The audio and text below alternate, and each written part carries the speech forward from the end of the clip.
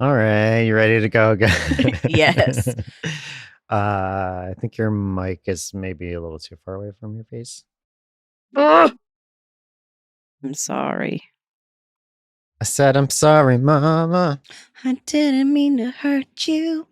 I didn't mean to make you cry. So tonight I'm coming out of the closet. It's good. It's good. It's good. Oh, jeez.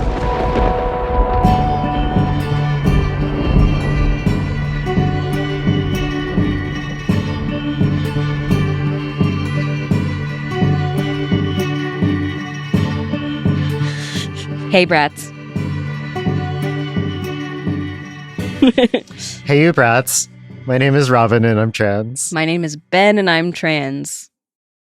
And you are listening to Ben and Robin are trans. Or watching. Or both. Or listening or watching to the Brat Pod. Welcome. Yeah.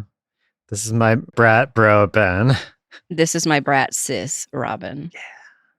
All right. Well, this week, this is probably episode 3 of our Halloween series of us just selfishly extending Halloween into several months for us, Yes. recording wise. But this is part 3 of our Halloween series for October. And this time we want to specifically talk about some scary movies. Mm-hmm. And especially like the connection between queer culture and like trans experiences in horror movies. And more specifically, we are going to get into a movie called I Saw the TV Glow, which we've both seen several times at this point. And if you're listening to this trans podcast, I'm sure you have too. Mm-hmm. Yeah, exactly. Or at least heard of it. All right. But before we get into that, let's do a moment of joy. Yes. So the one I wanted to share is one of our, if not the first moment of joy for the Brat Pod. This was a comment we got from somebody on TikTok from the first TikTok we ever posted before the podcast even came out. When I read it, it was a moment of we're doing the right thing. Let's keep going with this thing. Like this isn't even out and we're getting exactly the feedback that we wanted from it.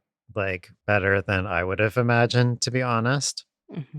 I don't have it on me, but the commenter on TikTok basically said, I'm the mother of an 18-year-old trans mask child.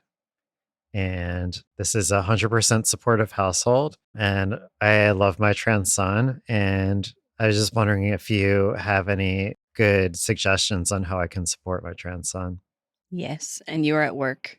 So you just texted me like, Ben, I know you don't use TikTok. Get on the TikTok. Yeah, I was like, red alert. I don't have time to answer this person, but we need to give them a really nice answer. And so I recommended 2 books, Everything You Ever Wanted to Know About Trans by Bryn Tannehill, and then The T in LGBT by Jamie Rains, who is a trans man YouTuber with a PhD in, I think, psychology. And I basically said, you're already doing the most important thing, which is making sure your kid knows you love him. But otherwise, if you want to read background info, that's great. But the only person who can tell you how to support your trans child is your trans child. So ask questions from a place of love and curiosity and not judgment, and you'll be fine. Mm-hmm. Yeah, which is the perfect answer. Thanks. I'm like the perfect person. No, not really. Yeah. And like, if you're one of the 5 cis people listening to the podcast, first of all, we love you. Yes. Thanks for hanging with us. But secondly, if you have a trans person in your life who comes out and you have the same question, like, how do I support this person? It's like number one thing is just like talk to them and be like, how can I make you feel supported and loved? Is there anything that would really help you out that I could do that would make you feel cared for and affirmed and supported? Yeah, like offer to take the person for like a trans affirming haircut. Check out strandsfortrans.com, I believe, which is a place where barbers and stylists can self-nominate. Offer to take them shopping for gender affirming clothes, and it can just be at a thrift store if you don't have a big budget. But like, just like trans people as a general trend tend not to have the best financial security. So if you are in a place where you can offer like even just $20 worth of affirmation, that can make a huge difference. Mm-hmm. Buy them a sweet new fit that's gender affirming for Yeah, them. get them some cool gay striped velour sweatpants. Yeah. These are from With Killstar. gay devils on the back. Gay devils. Everyone look at my butt.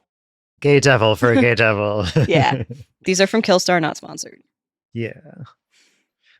Marvelous. Yeah. So you want to get into the topic of the week, which is scary movies. Yes. As a quick note, we are going to be talking about I Saw the TV Glow. We are not going to do spoiler talk at the top. There will be a final spoiler warning and a timestamp in the show notes as to where the spoilers are. Please do not listen to spoilers until you watch this movie. Please watch the movie. And then if you want to, come back and listen to the spoilers, because we'll talk about like specific scenes and how they made us feel seen. Yeah. Yeah, I agree. It'll generally be a better experience if you're able to experience it for yourself.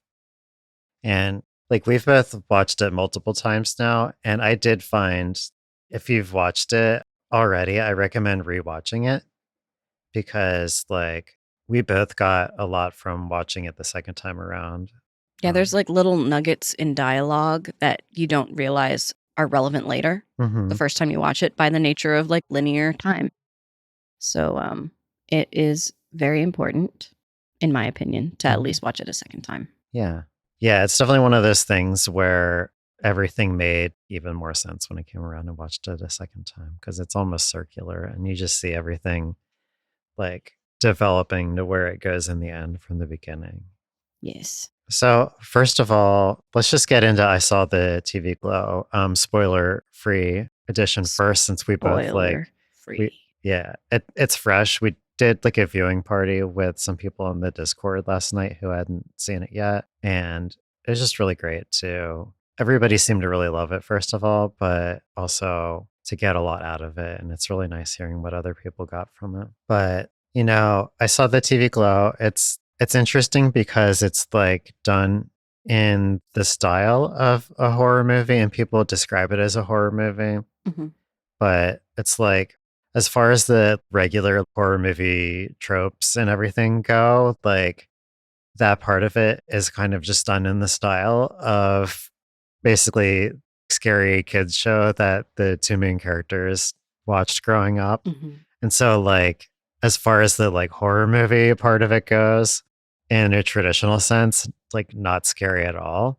Yeah. And like it's really fun reading the reviews online of people who have watched it, like the difference between queer people and cishet people who are reviewing it, because all the cis people are like, this is such an interesting, quirky movie. It's like really creative. Yeah, and their takeaway is usually like, oh wow, it's just about 90s nostalgia. Yeah, and all the trans people are like, this was emotionally devastating and struck me to my core, and I cried, and it was incredible. And it changed my life. Yeah, exactly. Yeah. Yeah. And my reaction last night was I was like, if I watched this when I was still in the closet, it would have like violently kicked me out of the closet door, probably, because it's like it's a scary movie where the scary part is the closet itself. And if you're someone who's spent even a minute in the closet, like you feel that from the beginning, even before they get into it in any sense. I feel like you feel that emotional isolation from the very first opening scene. Yeah, the sense of distance, even if you're like a foot from a person, like you just feel cut off. Yeah. Part of the opening scene at the beginning, before even the opening credits, which this isn't a spoiler at all, but it's like throughout the movie, the main character, Owen, gets older, like it time skips a few times. But like the opening before the credits is him as a child, I think probably elementary school. Yeah, maybe like 5th grade. It just like without dialogue or anything, it's just him as a kid in like, remember like those giant parachutes they had Yeah, in that gym you like class. Yeah. everyone would go around in a circle and they'd put the air underneath it and then put it on the ground and then you could all get underneath it if you wanted. Yeah. Like, I think I just sent you a clip of this before you ever watched it. I was like, it's amazing. But it's just like a 30-second clip. And just the way that the child actor playing him just like holds himself, like everything about it, you just feel that kind of like loneliness that I Yeah. think is kind of a shared experience for a lot of queer people. And the parachute was trans flag colors with a little bit of purple. Yeah, it was. I think this movie was a masterclass in body language. Yeah. Like body language throughout the entire film is every single detail, every single line of dialogue, every single color is so intentional. hmm Um, You could almost just like beautiful. watch it on mute and just get the exact right emotional vibe from it. And we'll get into this part more in the spoiler section, but Owen's dad in this movie, played by Fred Durst of Limp Bizkit randomly. Fred Durst. Yes. He has like maybe one or two lines in the entire movie. Oh, I think only one line. But the way that he just, again, the way he holds himself, his like body language, he's always off to the side, but has this massive looming presence. Yeah, like he acted the hell out of this thing. It's Yeah, incredible. one Yeah. line, but it's proof that acting isn't just speaking. It is embodying, and he embodied the shit out of his role. Yeah. I was so impressed. Yeah. Just it blows my mind every time I first see him on screen, and I'm just like, it's Fred Durst. All the ladies, fellas, and people who don't give a fuck, this movie is for you. OG non-binary. Yeah. Not him, but his lyrics. Yep. Can I share the spoiler-free version of what Ashley shared in our Discord? Yeah, please. Also, just as a note, we did do a stream of the movie in our Discord. We have like a little movie night stream screen share thing, and then we have a spoiler chat where if you're watching the movie, you can go in there. So if you want to join our Discord and get in on it, I'm happy to rewatch this anytime. If you don't have access to it, I can help make it available to you. But anyway, Ashley didn't make it in time, so she ended up watching it on her own a little bit behind us. And last night, after she finished it, she said, almost every single scene had something that I could relate to, and I've never related to a character as much as I did Owen. From the awkwardness to knowing that something was wrong pretty much my whole life, pushing down a part of me multiple times to the point where it almost killed me. The loneliness, feeling like this isn't the life I should have been living, thinking I needed to act the way others expected me to. No, I agree. Yeah. And like, Owen is assigned male at birth, so obviously it's not like for me a direct relation, but the feelings and like the position relative to the other characters in this world was so meaningful. Yeah. Most of the feelings are the same. Yeah. The fear and like the discomfort and the awkward. Those are huge themes in the movie. Yeah, and the two main characters meet like in the very beginning of the movie, and you just feel, and this, it just really felt like me in like middle school, just the complete feeling of loneliness and isolation, which not all queer people experience that necessarily, but I know I did, and a lot of people do. It was just so amazing and such a visceral feeling watching like these two extremely lonely people meet each other and just kind of like stumble through a conversation. And it was so cool because like they're within a couple of feet of each other, but you could still feel their individual isolation as they Yes. interacted. Yeah, Like yeah. just such beautiful acting. It was like filmed in an empty high school cafeteria, and just like you said, they're right up close to each other, but it just felt like so isolated. They're just in this like empty, echoey room. Like, Bonding over TV.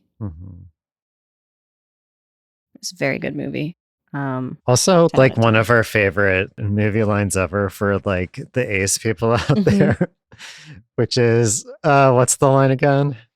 Do you like girls? I don't know. Do you like boys? I think I like TV shows. Yeah. Something like that. Yeah. Though I did hear, I don't think this counts as a spoiler. The writer director Jane Schoenbrunn, I hope I'm saying that right, has said that the way that they wrote it, it was intended to represent the disconnection you feel with your body when you're very dysphoric. So it wasn't intended to be a shout out to the ACE squad, but I don't think they are at all upset that people are feeling validated by that. Yeah, definitely. In general, big feelings from just that phrasing. Like, wow, that was really, yeah. And just knowing that was the intent behind it, though, was really interesting for me because now that I'm starting T, like I get to try to piece apart, am I like truly ace, which is completely valid and very real, Mm-hmm. or how much of that in me is coming from dysphoria, Mm-hmm. which is exciting, also a little scary, which we'll get into next episode. Yeah, that's kind of like, just to follow along the sidebar, that's kind of like my experience as far as sexuality goes too. We talked about this on our sexuality episode, which I kind of learned some things about myself rewatching our own sexuality episode, but like I kind of like, at least my experience is uh hi Livy. He just wants to be the star. Hi. He's so handsome. Asexual icon Luffy. Well, yeah, he's neutered, so he don't know. It's true. Yeah. I think I describe myself as like demisexual, just like I'm not somebody who thinks about sex. Like I was always kind of like a romantic person, but never really thought about sex until like I was close to a person. Mm-hmm. But like it's an ongoing conversation with my therapist. Like, is this because this is who I am, or would I still be like this on my like factory settings if it weren't for everything I've been through? I don't know. Yeah, like if you were born AFAB, Hmm.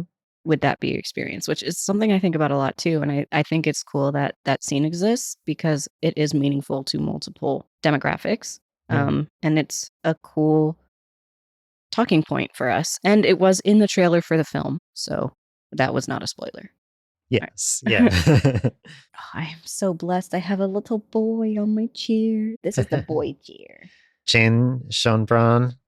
Maybe we'll figure out how to say it eventually. I don't know. But they are a super cool non-binary director. As far as I know, they only did one other feature film that I did also see, which is another A24 horror movie called We're All Going to the World's Fair. And that one wasn't directly about trans people the way I saw the TV Glow was, but there was just like really similar themes of isolation. That was also a movie with two like kind of lonely main characters. One was like a high school girl and the other was a middle-aged man. But it was kind of like most of the interaction between people in the movie was just done through online videos and just chatting online. Like TikTok. Exactly, yeah. I think this was probably like proto TikTok. I think Mm-hmm. maybe it came out during TikTok, but it was a few years ago. But people were using the internet like TikTok before TikTok was a Yeah, thing. exactly. Yeah. But the two main characters, most of their relationships in life were most of their like social interaction was parasocial interaction. It reminds me of when I had pretty recently come out and I had to move with Chris to California, but like all of my grad school friends had moved to where they were going to wind up. And like, other than Chris, all of my closest friendships were with people I didn't actually get to see in person. Mm-hmm. And it wasn't necessarily parasocial, but like very, very relevant to me. Like the people I had connections with were not nearby. Yeah. So I need to watch that Yeah. because I think I will cry. Yeah. It's a little bit weird too, which I guess is just the director's vibe in general. And But A24. and A24, yeah. But what's your general like vibe with horror movies? Like, do you watch a lot? So I watched a lot when I was younger. I was just telling you this off camera, but I was that kid in elementary school who checked out and reread every single horror or scary or ghost book or cryptid book in the library. Um, I owned like the volumes, like the all one book version of Scary Stories to Tell in the Dark. Like that was my shit. And like I would go and see some horror movies in theaters up through college, and then I think mostly I just don't watch that many movies anymore. Mm-hmm. Is Yeah, that's probably a fair. lot of like I watch a lot of scary content. Like I like to listen to real stories about like scary shit, like so kind of true crime, but not necessarily true crime. Mm-hmm. Um, but I just don't watch as many movies anymore because I usually just have YouTube running in the background while I'm crocheting. Yeah. But I do like horror movies. I don't like movies that are bloody for the sake of being bloody. I like ones that make you think and that are more Yeah. about like psychological horror We're or both definitely more yeah. into like the psychological horror. Like I'm into like anything that's more on the psychological level, like cult stuff Yes. for sure. Stuff that's like true crimey, but not necessarily based on true crimes. I mean, usually if it's a true crime horror movie that isn't true crime, it's based on at least like 2 or 3 Based on a true crime, cases that have really happened. yeah. Mm-hmm. There's very few things in horror movies that could happen that haven't happened, I would imagine. Yeah, exactly. Like, I don't know, seeing like a ghost do a murder probably hasn't happened. I don't know how I feel about ghosts, but like probably hasn't happened, but that probably did happen with a person. Mm-hmm. Yeah, for sure. Speaking of A24 horror movies, there's another director, Ari Aster, who did Midsummer, which is like their culty one, but they also did Hereditary, Oh, which came out yeah. before I that. have seen Hereditary. And that, oh yeah, okay. That one's great because it's about like a family trauma and like turning it into uh not a lot of ways to do it, spoiler free, but basically just about like the generational curse. Mm-hmm. And it has Toni Collette, who is Australian, and I did not realize that for the Hmm. longest time. I didn't know that either. Yeah, She's very her good. her American accent is impeccable, Yeah. in my opinion. But yeah, that's the only actor that I remember the name. I haven't seen Hereditary since pretty soon after it came out, but I did like it a lot. Yeah. Shout out to Damien Haas from Smosh, who did Hereditary the musical for a Try Not to Laugh musical edition. I need to show it to you after this. It is so funny. That's amazing. One of the lyrics is something something my mom, who's Toni Collette, and she's never gonna Toni Collette me live this down. Very That's good. amazing. But yeah, he loves Hereditary. And it shows. That's great. That was a good one. Definitely, if you have a family trauma that seems to run generationally, maybe watch it with a friend. That's a theme of like a lot of the scary movies that I'm Mhm. into. Yeah. Yeah. But yeah, I think in general, like I haven't entirely worked out what the connection is between queerness and transness in horror movies. It's partly like recording this episode in hopes to suss something out from that. Yeah, because you always learn more from editing. Yeah. One thing I keep coming back to is just the horror genre really lends itself to honesty in just generally the way the writers and directors and actors are expressing themselves. Because a lot of times, like, even if it's the most far out supernatural or sci fi premise, it could be very unrealistic in a like physical sense, but extremely emotionally believable. Yeah. Because I think it's just like it's such an open genre to just put in whatever you want, put in whatever voice you want to share as the person making the movie. And then also just like the audience knows that they're already getting into some shit when they like sit down to watch a scary movie. So it's like everybody's kind of on board from the beginning. One thing I love about current horror movies is like queerness is a part of it, but it's not becoming the butt of the joke or the source of the bad. It's like just a part of being in that world. I really, really like that. It's it's no longer like the trans woman is the bad guy. Bad guy. You know what I mean? Because especially in those movies, they don't ever actually say it's a trans woman. It's like Buffalo Bill, who is still pretty mask presenting, but in lingerie or whatever. Yeah.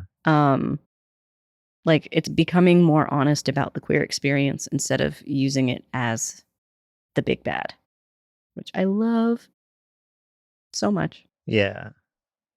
Yeah. And it can kind of deal with a lot of the same like themes that we deal with in life without directly being about trans people. Like in the example of we're all going to the World's Fair where It's like a lot of the emotional themes like strike the same chords, even if it's not directly about us. Mhm. But I want to talk about this movie, even though I haven't finished watching it yet. I started watching it last night. I was like, I need to go to bed. It I was need like to get up midnight or something. early. Yeah, but I started watching this movie. It's a Swedish movie from 2008. So there's been an American remake and I think an American TV show that were made from it that I haven't watched. And like, I can't attest to the quality of them because I don't know anything about them. But so I was watching the original Swedish version. What's it called? The movie is called Let the Right One In, and also very much feelings of loneliness from the very like first frame of the movie. But it's again the main characters are two lonely kids.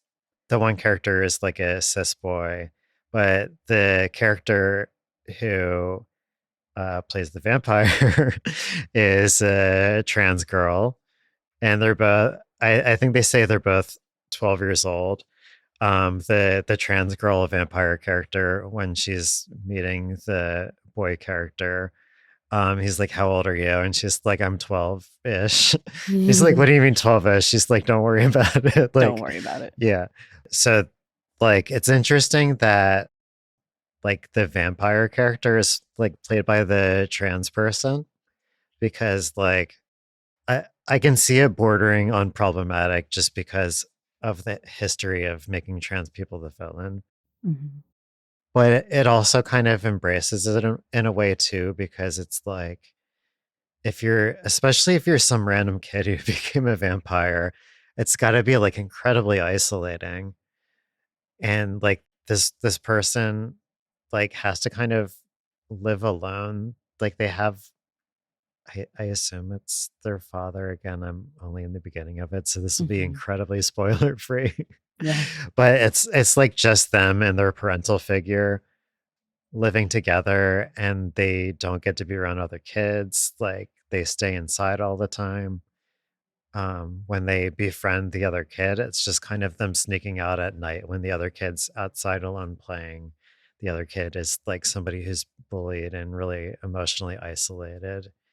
And I feel like you can really feel that same isolation I of think being a closeted trans kid in some ways. I think the thing about trans people playing villains is like I know I haven't been watching Doctor Who recently, but I know they had Jinx Monsoon, who's a non-binary drag queen, as a villain recently, and that got a lot of criticism. But from what I know about Jinx Monsoon, they probably really wanted to play a villain, and like I would want to play a villain because we're like cast as villains in real life by people who don't really understand us, and I think it would be fun to be a caricature of that.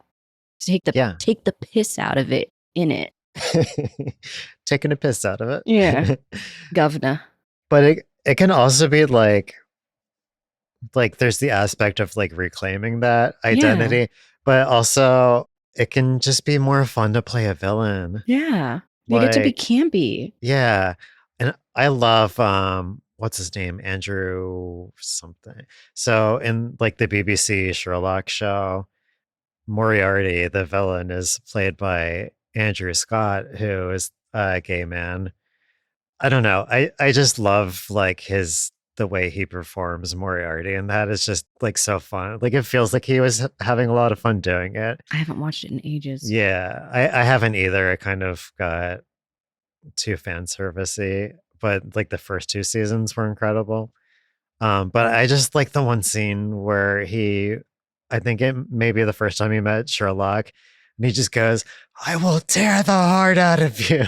I was like, that must have been so fun to perform that scene. Mhm.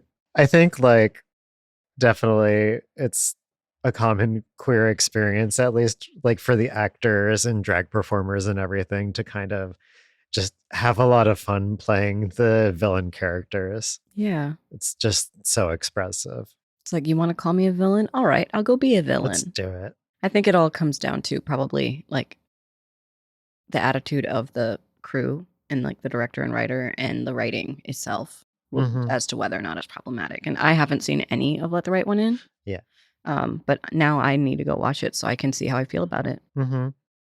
Yeah, I originally heard about it when I was at one point researching the ways that trans people are depicted in media, which we have a forthcoming episode about. But I was looking up like different queer representation in movies, and that was one that came up. They didn't mention that one in Disclosure. I guess it was mostly about American media.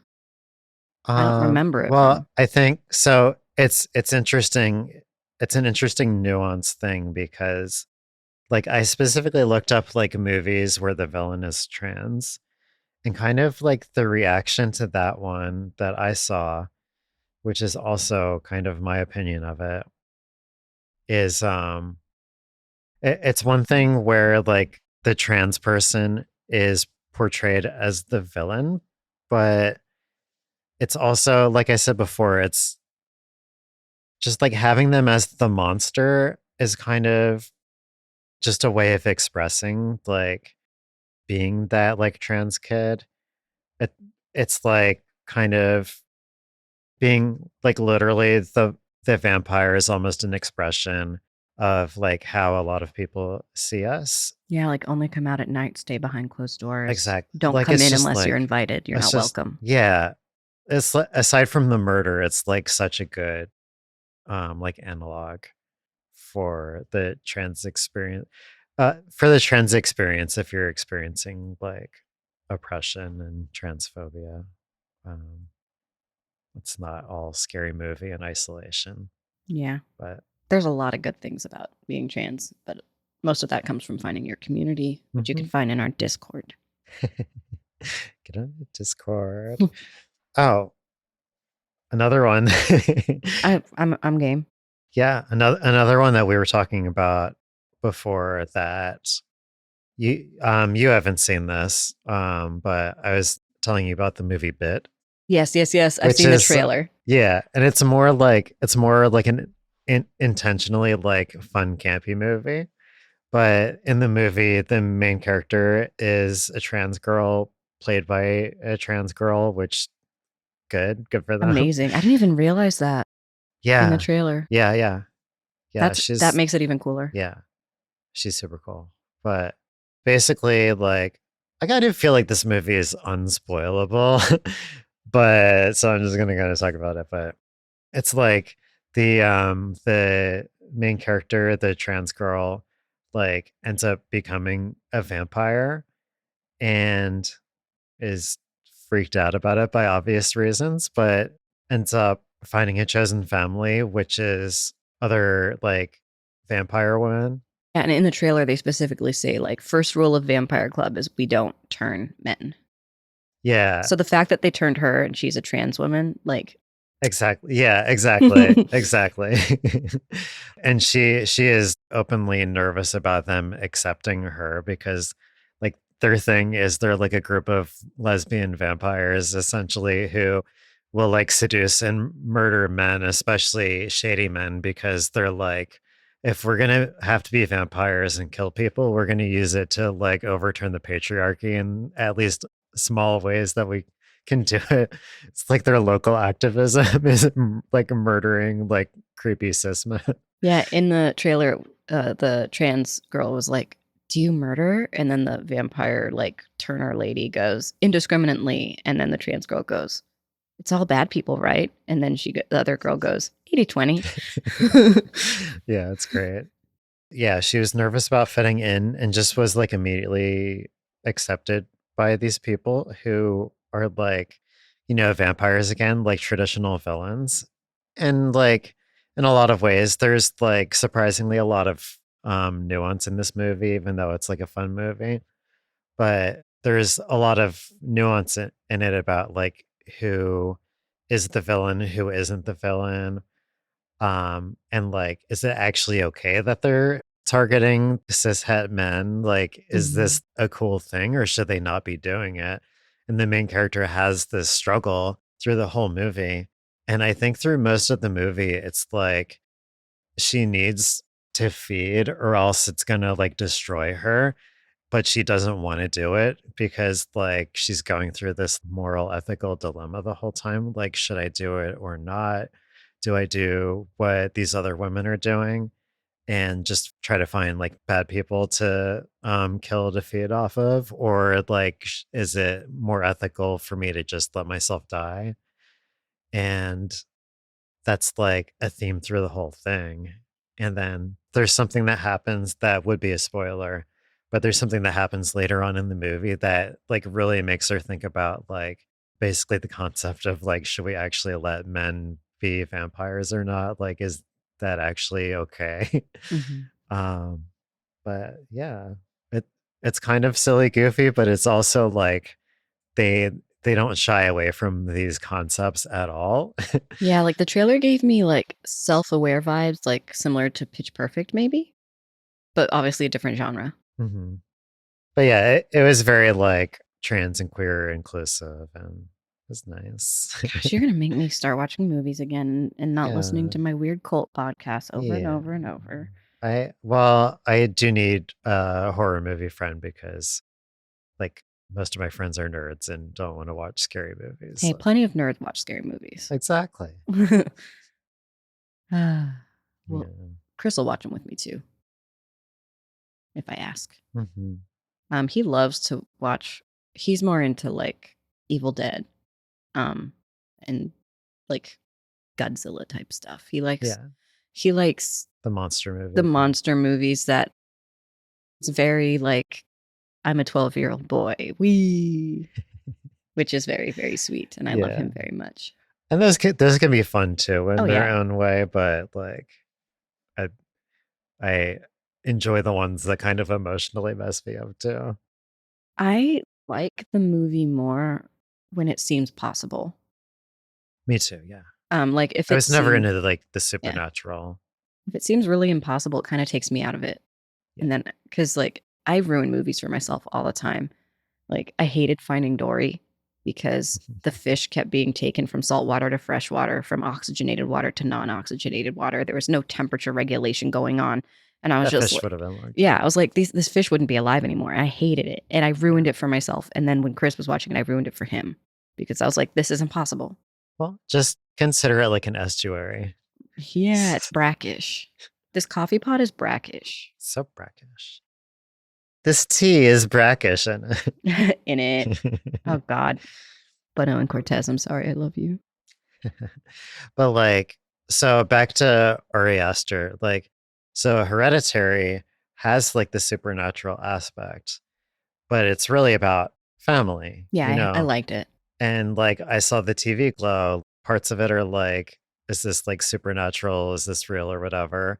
But it's really about like that emotional experience. So if you get into that, like I can take the supernatural part. Exactly. Like as long as it's written in a way where in that world it makes logical sense, then it doesn't necessarily take me out of it. hmm Um, Finding Dory just fucked me up though. Yeah. Like, how dare you do this? Have you seen Midsummer though? Not yet. So that one, not really supernatural, but like that one's about the murder cult, but it's actually about like having a narcissistic partner Mm. or a family member or whatever. But it's Oh, yeah, my father-in-law. yeah, exactly. So that's another thing where that's another Ari Aster, but that's another thing where it's like about something, but it's not really about that. It's about like your emotional experiences in toxic relationships and such. Mm-hmm. Well, I have to watch it. Yeah, that's great. Have you watched Under the Banner of Heaven? No, I don't think so, but I have heard of it. Yeah, it's like a mini series on Hulu. So the main character is a Mormon detective played by Andrew Garfield. I've definitely heard of it Yeah. because I watch so much ex-Mormon TikTok. Yes. So it's based on the book by the same name, Under the Banner of Heaven, Mm-hmm. but it's like based on a true crime. There's been a lot of like questioning about the original book about like how accurate he actually was to the reality of what happened. But it's still like a cool story. God, I'm gonna have a busy weekend. Yeah. It's really good though. I really like it, especially if you're like into the religious aspects and if you're into like Mormonism and everything. because they literally like the Andrew Garfield character is like trying to solve this crime. He's like a detective and everything, but it's also him like struggling with his faith and also the culture that he grew up in, because I think this takes place in Salt Lake City, or American it's Fork is what Google just told me. okay, yeah. It takes place in Utah. Utah at least. But it's a lot of him like brushing up against his own culture and history and the people that he knows and his religion, and like trying to like solve the mystery and bring justice, but also like the people he's trying to bring justice against are fellow Mormons. Um, And the Mormon church has a history of protecting its own, and like the people higher up in the church will hear from more local people about crimes and they'll be like, don't call the police, we'll handle it. yeah, and there is an aspect of that in the show too, which I don't know if that part's taken from the true story, But it's but definitely a true story, that exactly. happening. Yeah, exactly. Because like he at some point like ends up having to talk to his bishop about it, who like the person he talked to just like bumped it straight up to like upper leadership in the church, because he's like, well, it's my responsibility to tell somebody about this thing.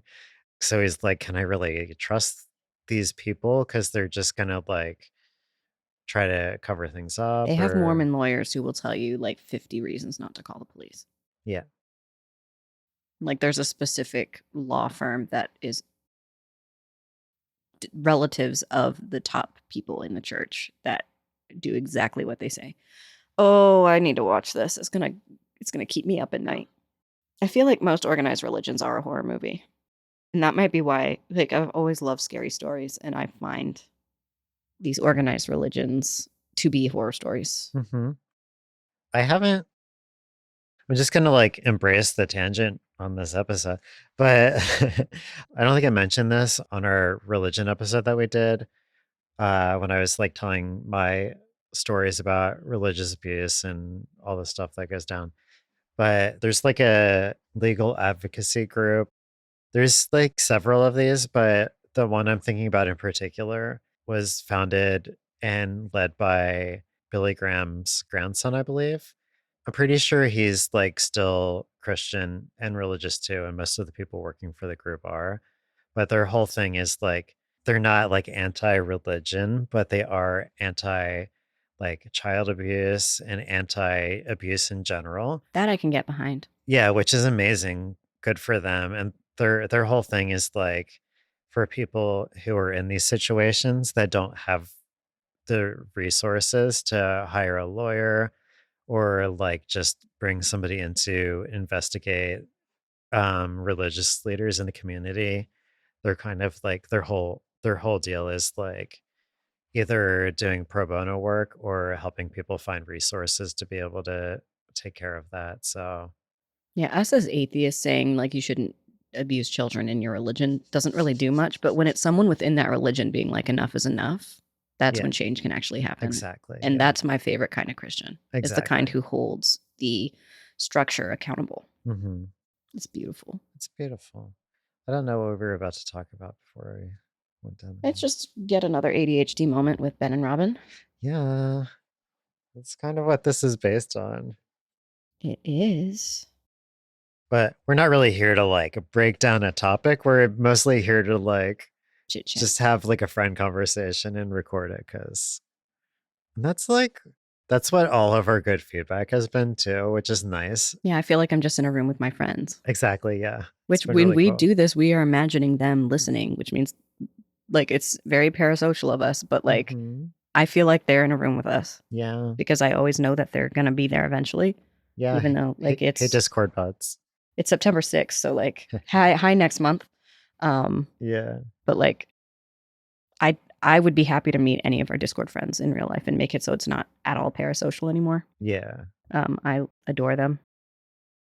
It's currently a very tight knit community, very small, but hopefully I will be able to expend the emotional and like social energy to welcome more people if that should happen. If not, though, I'm completely happy. But we're at a point where a lot of our new friends are like being brought in by our friends. So like, Exactly. yay, do the social outreach for us. Like we love your friends too. They're Yeah. amazing. Yeah.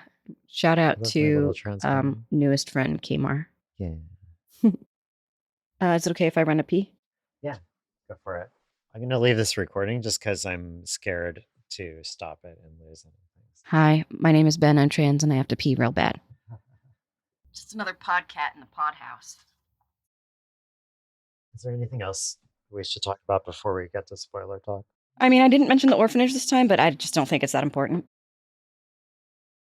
It's just like that little blurb about how everyday things in queer life Yeah. That's become true. the bad thing. Ben, you were telling me about you're telling me about a horror movie that you like called The Orphanage. Yes, though its original title is El Orfanato, and it's like a Spanish language horror movie that was produced, but I don't think it's in the billing by Guillermo del Toro. Like the guy who directed it is friends with Guillermo and enlisted his help to get a better budget.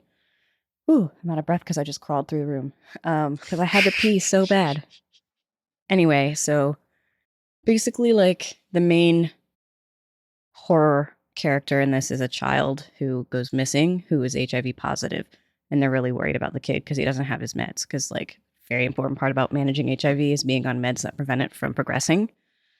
And it just gets me thinking about how in a lot of older horror movies, the big bad has something queer about it. Granted, this is a kid who I think got it from a blood transfusion, but like it's very much associated with the queer community, and so I'm glad it's not framed in that way. But I would like for horror movies to continue to go away from this idea of villainizing things that aren't really people's fault. Villainize choices people make. Mm-hmm. We have plenty of villains in our own lives too, so Yeah. it's silly to be made the villain because it's like we have our own struggles too. Yeah. It's a very interesting movie though. It's very much the kind of movie that just makes you think. And it's interesting. I recommend it. I think there's subtitles. I'm pretty sure that's how I watched it because my Spanish is not that good. Yeah. But I liked it and it's good. I have to check it out. I haven't seen that one. Yeah. The kid's name is Tomas. Thomas. So I have one movie now on my recommendation list, and you have, I don't know, I've unlocked it. write you a list. Yeah. It's okay. I'll have it when I listen to this in October. That's So right. I'm going to try That's to true. remember as many as I can so I can watch them before then. That's true, yeah. Do you want to get into spoiler talk for I Saw the TV Glow? Absolutely. I want to get into it so bad. So like I said, we're gonna get into spoiler talk now. If you haven't seen it yet, then yeah, go watch it. But you may see yourself out now. This part is for the people who have seen it, because we're gonna fully get into it now. But thanks for stopping by. Come join us in our Discord for sure. And like if you want to see it and you don't have the means, or if you just want to do it with friends online, then we can absolutely set up another viewing party. Yeah, both of us are able to stream it. So even if one of us isn't available, we can definitely find a time that works for us. I'm happy to watch it with you. And if you want to watch it on your own and you do have the means, you're supporting like a super cool non-binary director. So like, and a very inclusive and ethical studio. Exactly. Yeah. The only studio that was allowed to keep working during the strikes because they follow rules. Well, They it's treat not people even well. just following rules. They do the right thing. Mm-hmm. And they're hiring cool people who have cool ideas that don't do it in a way that exploits the marginalized, which I am all here for. Yeah, absolutely. Anyway, spoiler time. Spoiler time.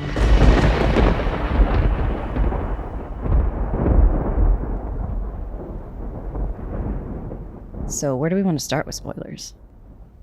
So the first thing I want to talk about is just the fact that we were saying at the top of the episode about how this is a really good one to rewatch because like I realized when I rewatched it that you know how Owen is like, or Isabel? Is Owen Isabel? Is that the name? Isabel is the name of the character that is Owen's real identity. Though I do have like I've seen some cis creators refer to Owen as she, her, like in the real world, but part of me is against that because if Owen's not ready to come out of the closet, it's not our job to tell Owen Yeah, how to feel. right. And So that's like, not yeah. how Owen is self-identifying. Yeah, So I yeah. don't really know. Yeah. Like I was saying before, like it's a really good one to rewatch. One thing I noticed when I rewatched was you know how Owen is suffocating towards the end of the movie. But like if you think about it, he's probably like in that state for most of it. Yeah. And when you rewatch it, just the way that you hear him breathe and speak, like the first time I watched it, I was like, the way he's He talking, sounds constricted. exactly. It's like, is there significance to that? Like, what Yes. is that? And then as you watch it, like, it kind of becomes more and more pronounced throughout the movie. But I'm like, oh, he's been suffocating this entire time, literally. Hmm. And like, I didn't necessarily get that before, but it's like they were doing that the whole time. Yeah, and when you rewatch it, like then you notice Owen's mom asking, "Do you have your inhaler?" You know, Yeah. like it becomes more relevant to you. You start to pick up on that, which is so beautiful. Yeah. Well done. Love that. Stay off that Luna juice, kids. Stay off that Luna juice. May I suggest water, which I'm bad at drinking, but you should. Gross water. Ew. Give me more Luna juice. Crack open a can of Luna juice. I've got what I tend to call a nice red cock. Coca-Cola. But whenever Chris is like, "Do you need a drinky?" I'm like, "Can you get me a cock?" And he's like, "Oh, a cock?" Good to the last drop. Yep. Oh, the ace desire to make genital references. Oh, yeah. Um, yeah. Another thing that I was just thinking about when I was peeing is I need to go back and rewatch it again to look out for this. But like when you first meet Owen before puberty, Owen's not wearing pink. But when Owen is in like the cusp of puberty, Owen is almost always wearing pink. Granted, earlier on you do see Owen with a pink sleeping bag. But then I don't know if I'm remembering it correctly, but I feel like the further Owen gets from wanting to accept that part of himself, he's not wearing as much pink anymore. It's all like muted colors, right? Mm-hmm. Which that I just thought of that, and I found that very interesting in my brain. Yeah, it's a good visual representation of the journey that he's going on. Mm-hmm. Did you notice the second time you watched it, his family, he says like towards the end of the movie that he got married and has kids, and he's like, I love them more than I anything. love them more than anything.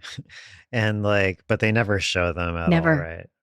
But They just show him getting a new TV.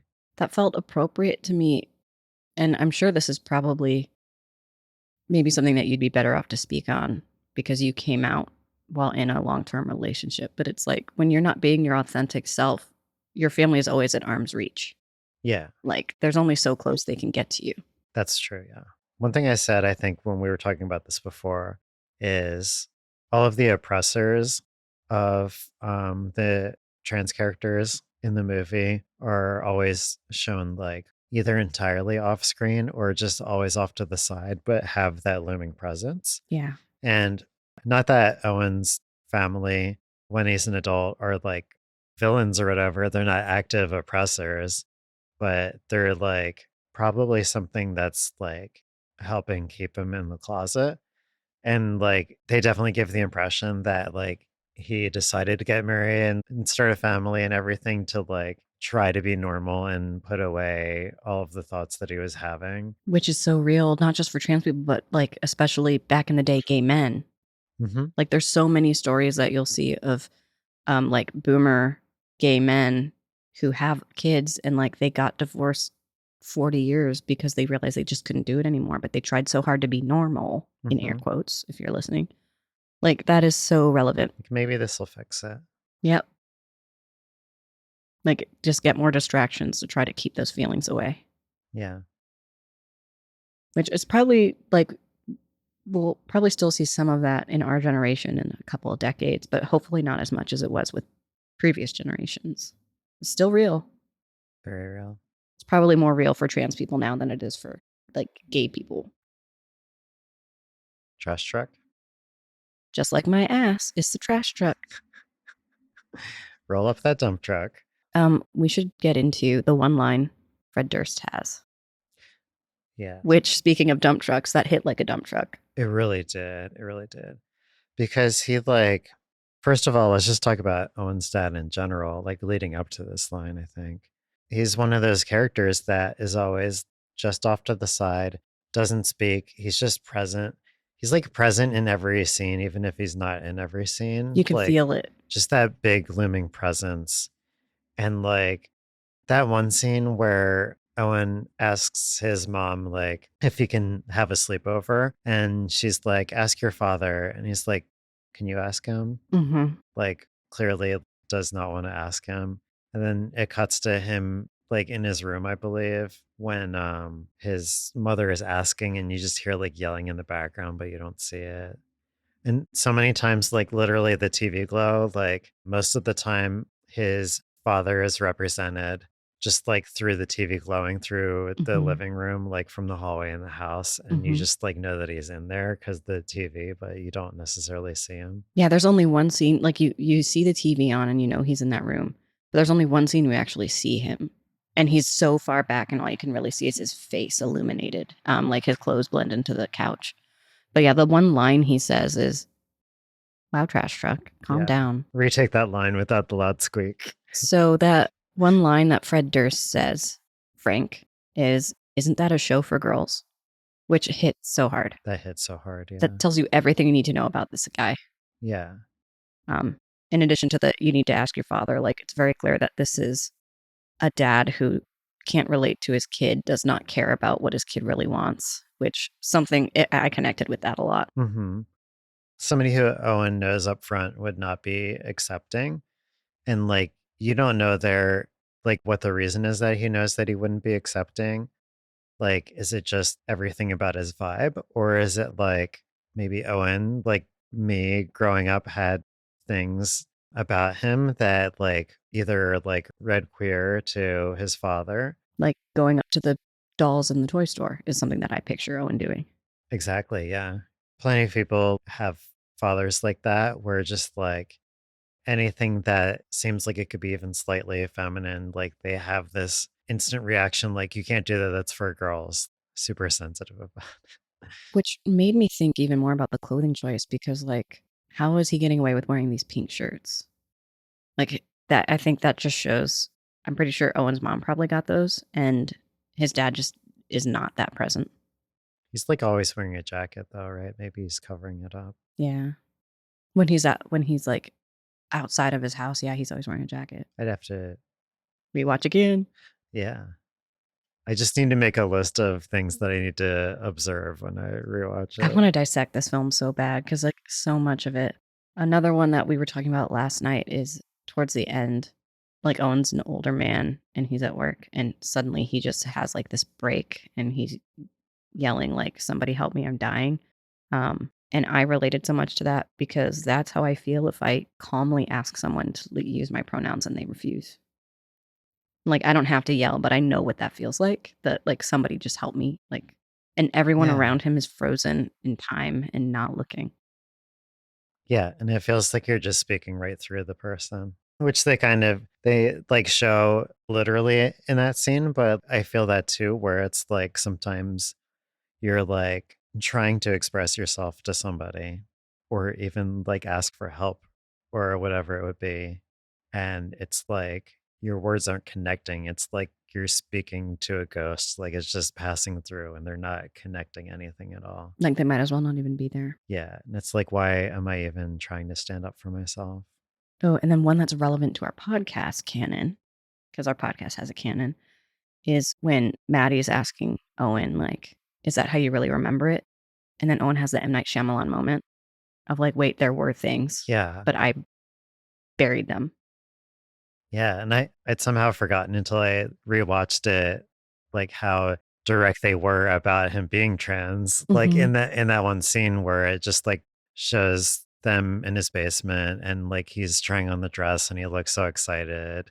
And then they're like out in the school football field, like he's out in public with his friend wearing the dress and embracing himself.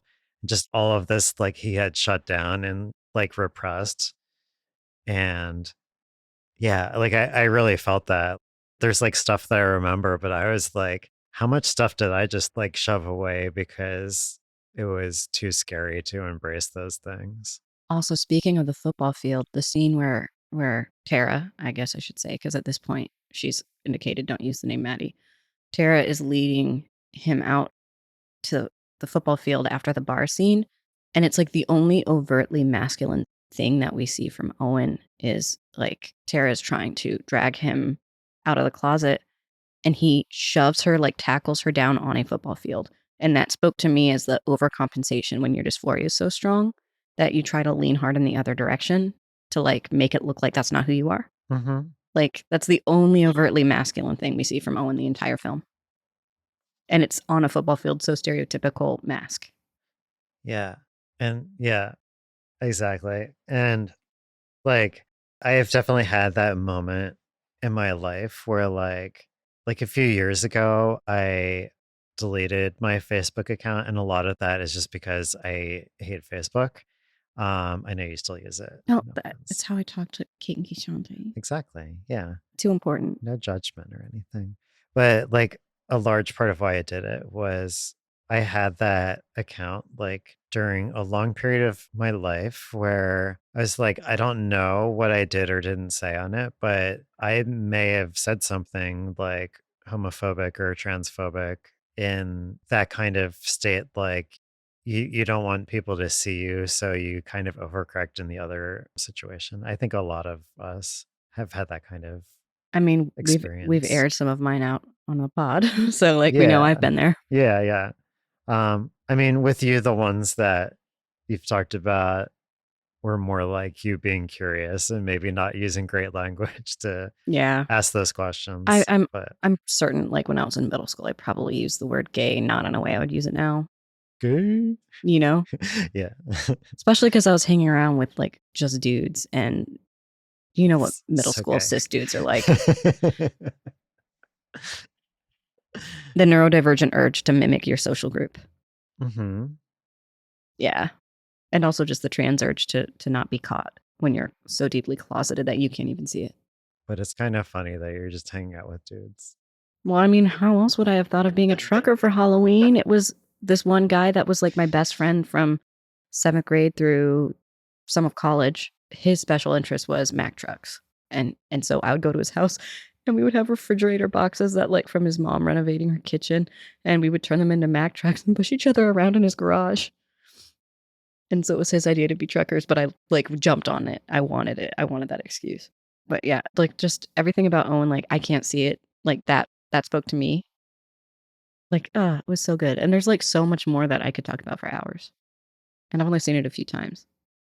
The other, like, one of the most powerful scenes for me was the final scene where he's walking away, just going, I'm sorry. I'm sorry. I'm sorry. I'm sorry for what happened earlier. And I'm no one sorry. I'm so cares. sorry. Yeah. And And there's like, it's just that reaction where like he knows that his inside was shown on the outside and he's like freaking out. He's like, everybody is going to be so offended he's that I mortified. was me. Mm-hmm.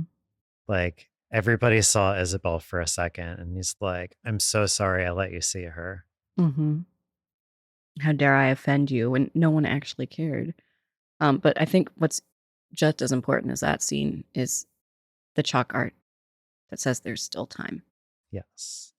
Because no matter where you are, no matter how old you are, no matter what your social circle is like, there is still time. Yeah. And everybody hits that point at a different phase in their lives. Like we've made some trans friends who came out very late in life, and we've met some who came out very early in life. Mm-hmm. Relatively speaking, I think most like I've known trans kids as young as like 6 in real life. Mm-hmm. But I've also known people who came out in their 40s. Yeah. There's probably more people in my life that are older than that who have yet to come out that might come out someday. I don't have anyone in mind, but just based on my life experience and how we tend to find each other, it would not be shocking to me if I had a friend who was like in their 50s or 60s that was like, by the way, this gender thing. Yeah. Everybody comes to that point from a different place in a different way. But even if you're like 90 years old and you haven't come out yet and you're like in that phase, like there's still a life for you in some regard. But what Tara/Maddie, depending on how you remember it in your brain, because life is hard, as she said, I know it's scary, but that's part of it. That was a very, That's part very of it. important line to me. It is part of it, but it's worth it. And like horror movies are scary and we watch them anyway. Uh-huh. It's part of it. Yeah. You're like embracing the scary parts too. I think one thing I forgot to mention, like in our general horror movie discussion, is just I feel like a lot of the draw of horror movies is you're able to take something really scary and like interact with it in a safe environment. Like because a lot of the ones that I'm into are things that I'm actually scared of or have had to deal with in my real life. And like, I don't want these things to happen in real life to me. But if I'm like at home sitting on my couch watching a movie of it, it's like a venue for me to like think about it and process it in just like a space where I know it's not actually happening to me. And it's like kind of therapeutic in some ways. Yeah. And like the worst thing that's going to happen after you watch a scary movie is if you have scares, yes, scary stairs in your living place, is you might not want to go up the stairs with dark behind you. You know, like you'll be fine. Yeah. That was my worst thing, is like I would watch scary movies in the basement and then I'd need to turn out the lights and go up the stairs and I would run. But that was the scariest part in real life. Yeah. Yeah. And it was okay. Yeah. I need to watch more horror movies. You've inspired me. You're such know. a good sister. Yeah, thank you. I always watch a bunch like around Halloween season, so We try to. yeah, Chris saw Hocus Pocus for the first time last year. I'm very proud. so nice. Yeah. Embrace the gayness. I mean, he was a baby when it came out, and he did not get raised in a Disney household. He got raised in a Bible Man and VeggieTales household. So Amazing. What a guy. What a Love him to guy. pieces. Well, this has been great. If you want to watch it, get on the Discord. If you've already seen it and you still want to watch it with us, get on the Discord. Yeah, absolutely. Well, go watch a scary movie, everybody, if that's your vibe. And if not, then watch something that is your vibe and have a good time. Or watch a really cool podcast where people are talking about scary movies. And if you don't want to watch another one of ours, hit us up for Rex, like Gender Reveal with Tug Woodstock, which I just now followed on Spotify this morning. Good. Go listen. Yeah. Yeah. All right. Well, until next time, happy pre-Halloween, everybody. I have been your Brat Robin. I've been your Brat Ben. See y'all next time.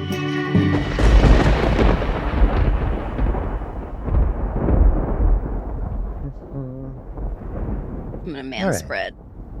Yeah. Center yourself. I'm wearing socks that say smooth snailing, and it's got a snail with a captain's hat on its back. I wanted to find spooky socks, but I couldn't find two that were the same. So I wore smooth snailing. Welcome to the T-Bro Transcast. This one's going to be action-packed. And I'm just going to talk about balls and gear. Just like spread out and like scratch yourself a lot. I'm holding my giant penis. Yeah. So penisy. Sometimes you got to tenderize your meat. All right, you ready to go again? Yes.